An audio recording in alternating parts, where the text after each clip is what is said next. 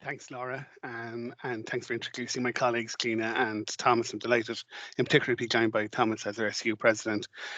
I suppose I want to give a quick overview of how we've responded and how we've engaged with our students in responding with blended learning, and particularly at this time, the COVID pandemic. Again, I'm just going to lead off with just a quick context piece. Obviously, student engagement forms a central pillar in our institute strategy and has done for the last three strategic plans. And we very much put the learner at the centre of everything that we do.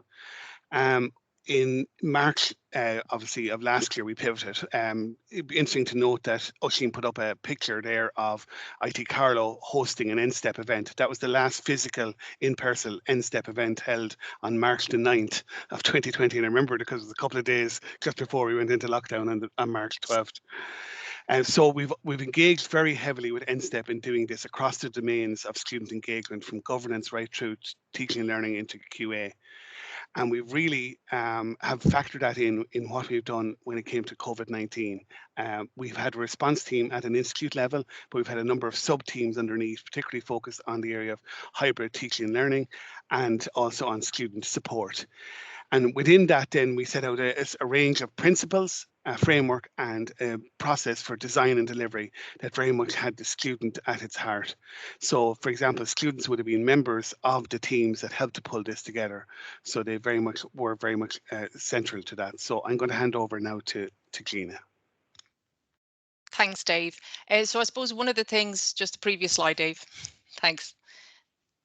One of the things we did was the Learning with Learners initiative, and we deliberately call it Learning with Learners to show that everybody at this stage was kind of learning, the staff and the students. And I suppose the roots of this came from the CPD week, which we ran for staff in June 2020. And at that stage, we were 3 months into the pivot.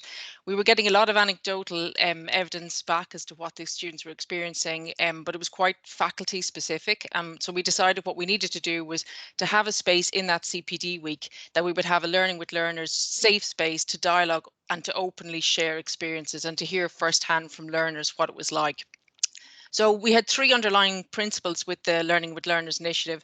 The first was to be inclusive and to invite all staff and students from all faculties to come together and to dialogue. We wanted as well to be co-facilitated by the Students' Union and Teaching and Learning, because we're not associated with any particular faculty, and we thought as well that we would be best positioned to support learners. And as well, and this goes back to what Ailsa said at the beginning, we wanted it to be actioned. We didn't want to just gather feedback, we wanted to make sure that we implemented the feedback as well. So I'll pass you over to Thomas to explain how it worked. Yeah, thanks very much, Gina. So we were approached in the Students' Union by Teaching and Learning, where they explained how the session would work, and it was something that we wanted to get involved in. So we put a call out to class reps, hoping to gain representation from all different faculties and various stages of study, ensuring that we had inclusivity and diversity as well. So class reps were given time to consult with peers and their class groups, because it's obviously important to reflect the opinions of the class group rather than just the individual themselves. So we made contact with the class rep just to go through a few housekeeping rules, such as ethical and privacy dimension of the session. Due to kind of a high turnout of the reps that wanted to get involved, we were able to conduct 2 sessions during the week to accommodate the high number of students that got involved, and then the staff members who wanted to get involved in the session as well. So the session itself was an open mic chat, and it went on for about 45 minutes, and it was co-chaired by myself as head of Students' Union and the head of Teaching and Learning, Gina Noonan. So the sessions were non-recorded, but notes were taken by both myself and Gina and acted upon later after the session. Just, next slide, please.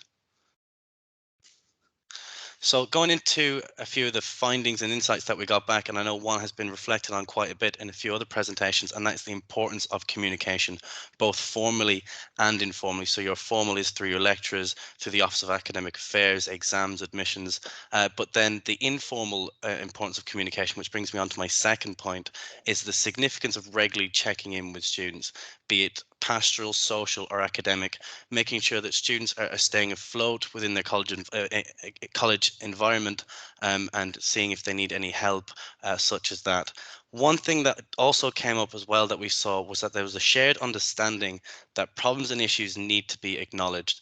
The acknowledgement is more often important than the resolution. So in terms of if there is a worry or a concern that the idea that it has been acknowledged can play a huge influence and a huge role in easing the stresses of that student. So I'll pass you back over to Gina now.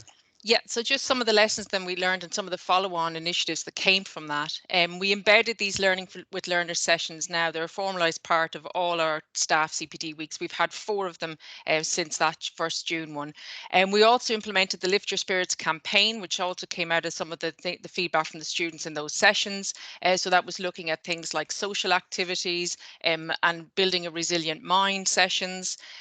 We initiated as well the Here to Help scheme, which was a peer support initiative with the postgrad students. The students wanted to talk to postgrad students, so we gathered up a team of 13 postgrad students, and each of them were in charge of about 9 class groups. So we covered 117 class groups across the institute, and their job really was to go in for 15 minutes every week and just talk to the students, support them, just, I suppose, ease concerns, navigate them and signpost them to other supports, and if they needed academic support, to put them in contact with us. So we found this worked really well, and one of the big benefits of that initiative was that the postgrads themselves formed a really good kind of cohesive group as well, supporting each other. Another thing we did was establish the ask and answer sessions. So myself and the mature student officer with the SU, we ran evening sessions and bespoke sessions for lifelong learning students and mature students. So again, creating a communication space to come and ask your question. And we also implemented the March to Exams initiative, which was a supervised study initiative that ran throughout March, which was 20 minutes of study, 10 minutes of chats, and then 20 minutes of study again. We did a feedback survey then with the students in December 2020 to prep them for a second term of coming back to campus. And then we were planning another rollout of that survey on the 7th of June to support them then in the new academic year. And all of those initiatives that we just mentioned, they will continue on as well. Other deliverables then that came from it that were definitely going to start from this Learning with Learners initiative was the development of a lecture recording policy and the drafting then of a blended learning policy, which was based on learner feedback as well. So if you want any more details about any of those initiatives, we're more than happy if you'd like to contact us. Thanks, Laura.